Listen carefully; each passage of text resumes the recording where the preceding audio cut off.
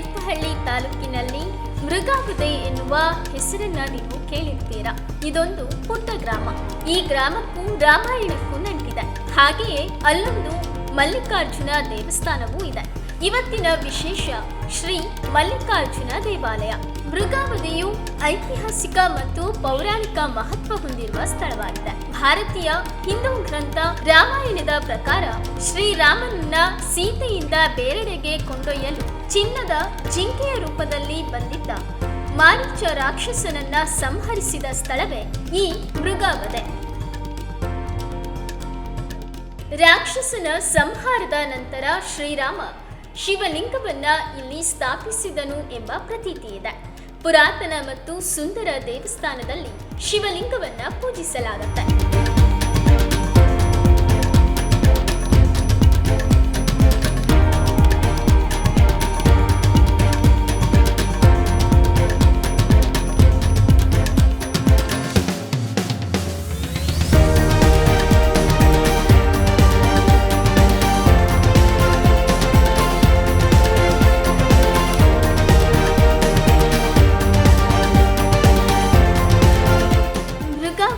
ಮಲ್ಲಿಕಾರ್ಜುನ ದೇವಾಲಯದ ಕುರಿತು ಮೃಗಾವದೆ ವ್ಯವಸ್ಥಾಪಕ ಸೇವಾ ಸಮಿತಿ ಸದಸ್ಯರಾದ ಶ್ರೀಧರ್ ಕುಮಾರ್ ಅವರು ನಮ್ಮ ಕೇಲೈ ಮಾಧ್ಯಮದೊಂದಿಗೆ ಮಾತನಾಡಿ ದೇವಾಲಯದ ಇತಿಹಾಸದ ಬಗ್ಗೆ ತಿಳಿಸಿದ್ದಾರೆ.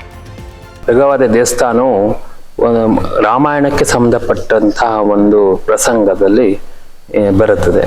ಶ್ರೀರಾಮಚಂದ್ರನು ವನವಾಸ ಸಂದರ್ಭದಲ್ಲಿ ಕಾಡಿನಲ್ಲಿ ಸೀತಾಮಾತೆ ಮತ್ತು ಲಕ್ಷ್ಮಣರ ಜೊತೆಗೆ ಹೋಗ್ತಾ ಇರಬೇಕಾದ್ರೆ ಸೀತಾಮಾತೆಗೆ ಮಾಯಾಜಿಂಕೆ ಒಂದು ಪ್ರಸಂಗ ಕಾಣುತ್ತದೆ. ಯಾವಾಗ ರಾವಣನು ಸೀತೆಯನ್ನು ಮಾಡಿ ಶೂರ್ಪಣಖಿ ರಾವಣ ಹತ್ರ ಬಂದು ತನ್ನ ಮೂಗನ್ನು ಲಕ್ಷ್ಮಣ ಕೊಯ್ದಾಗ ಮೂಗನ್ನು ಹೇಳಿದಾಗ ಆ ರಾವಣನು ಸೀತಾಪಹರಣ ಮಾಡೋಕ್ಕೋಸ್ಕರ ತನ್ನ ಸೋದರ ಮಾವನಾದ ಮಾರೀಚನಿಗೆ ನೀನು ಮಾಯಾಜಿಂಕಿಯಾಗಿ ರಾವಣನ ಅಪಹರಣ ಕೊಟ್ಟಿರತ್ತ ಓಡಾಡು. ಆವಾಗ ಶ್ರೀರಾಮ ಸೀತೆಯು ಆ ಮಾಯಾಜಿಂಕಿ ಆಸೆ ಪಟ್ಟು ಬೇಕು ಅಂತ ಕೇಳಿದಾಗ ಶ್ರೀರಾಮ ಮಾಯಾಜಿಂಕಿ ತರಕ್ಕೆ ಹೋದಾಗ ನಾನು ಸೀತೆ ಅಪಹರಣ ಮಾಡ್ತೇನೆ ಅಂತ ಹೇಳಿ ಸೋದರ ಮಾವನಿಗೆ ಹೇಳಿದಾಗ ಮಾರೀಚನು ನನ್ನ ಮಾಯಾಜಿಂಕಿಯ ರೂಪದಲ್ಲಿ ಪರ್ಣಕೋಟಿಗಳ ಹತ್ರ ಓಡಾಡ್ತಿರ್ಬೇಕಾದ್ರೆ ಸೀತೆಯು ಆ ಜಿಂಕೆಯನ್ನು ನೋಡಿ ಮೋಹಗೊಂಡು ಶ್ರೀರಾಮನ ಹತ್ರ ಕೇಳ್ತಾರೆ.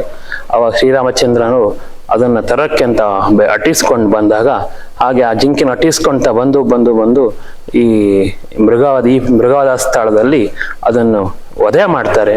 ಆ ಮಾಯಾ ಜಿಂಕೆಯನ್ನು ವಧೆ ಮಾಡಿದ ಸ್ಥಳ ಆಗಿರ್ಕೋಸ್ಕರ ಇದಕ್ಕೆ ಮೃಗಾವದ ಎಂದ ಕ್ಷೇತ್ರದಿಂದ ಇದು ಪ್ರಸಿದ್ಧಿ ಆಗುತ್ತೆ. ಮಲ್ಲಿಕಾರ್ಜುನ ಸ್ವಾಮಿ ದೇವಸ್ಥಾನವು ತುಂಗಾ ನದಿ ತೀರದಲ್ಲಿದೆ. 4.5 ಅಡಿ ಎತ್ತರದ ಶಿವಲಿಂಗ ಇಲ್ಲಿನ ವಿಶೇಷತೆಯಾಗಿದೆ. ಮೃಗಾವತಿಯಲ್ಲಿರುವ ಶನೇಶ್ವರ ದೇವಾಲಯವು ಮಲೆನಾಡಿನಲ್ಲಿ ಪ್ರಸಿದ್ಧಿಯನ್ನ ಪಡೆದುಕೊಂಡಿದೆ. ಅತಿ ಹೆಚ್ಚು ಭಕ್ತರು ಈ ದೇವರ ದರ್ಶನಕ್ಕೆ ಬರ್ತಾರೆ.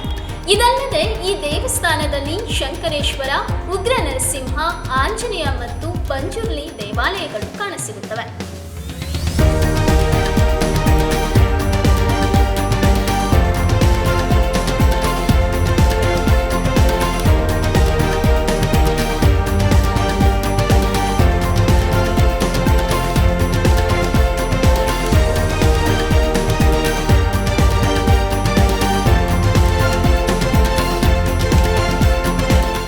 ಶಿವಮೊಗ್ಗದಿಂದ 60 ಕಿಲೋಮೀಟರ್ ಮತ್ತು ತೀರ್ಥಹಳ್ಳಿಯಿಂದ 26 ಕಿಲೋಮೀಟರ್ ದೂರದಲ್ಲಿ ಈ ಮೃಗಾವದೆ ಕಾಣಸಿಗುತ್ತದೆ.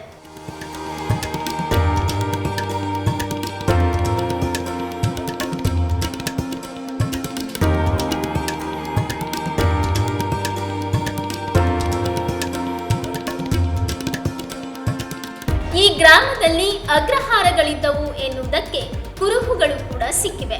ಇಲ್ಲಿ ದೊರೆತಿರುವ ಕೆಲವು ನಿವೇಶನಗಳು, ಬಂಡೆಗಳ ಮೇಲಿನ ಚಿತ್ರಗಳು ಇವೆಲ್ಲ ದೊರೆತಿದ್ದರೂ ಸೂಕ್ತ ಸಂಶೋಧನೆ ನಡೆಯದ ಕಾರಣ ಇಲ್ಲಿನ ಇತಿಹಾಸ ಇನ್ನೂ ಬೆಳಕಿಗೆ ಬಂದಿಲ್ಲವೆನ್ನಬಹುದು. ಒಂದು ದಿನದ ಪಿಕ್ನಿಕ್ಗೆ ಇದು ಸೂಕ್ತವಾದ ಜಾಗವಾಗಿದೆ. ಹೆಚ್ಚಿನದ್ದಾಗಿ ಭಾನುವಾರದಂದು ಈ ಮೃಗಾವದೆ ದೇವಾಲಯಕ್ಕೆ ಪ್ರವಾಸಿಗರು ಭೇಟಿ ನೀಡುತ್ತಾರೆ.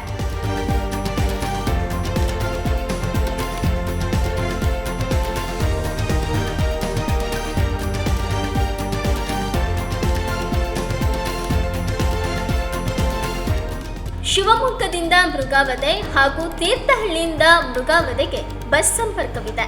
ಕೊಪ್ಪ ತಾಲೂಕು ಕೇಂದ್ರದಿಂದ ಇಲ್ಲಿಗೆ 22 ಕಿಲೋಮೀಟರ್ ಆಗಿದ್ದು ಅಲ್ಲಿಂದಲೂ ಕೂಡ ನೇರ ರಸ್ತೆ ಸಂಪರ್ಕವಿದೆ. ಸ್ವಂತ ವಾಹನ ವ್ಯವಸ್ಥೆ ಉಳ್ಳವರು ಶಿವಮೊಗ್ಗದಿಂದ ಮಂಡಗದ್ದೆ, ಮುಡುಬಾ ಮಾರ್ಗವಾಗಿ ಮೃಗಾವದೆ ತಲುಪಬಹುದು.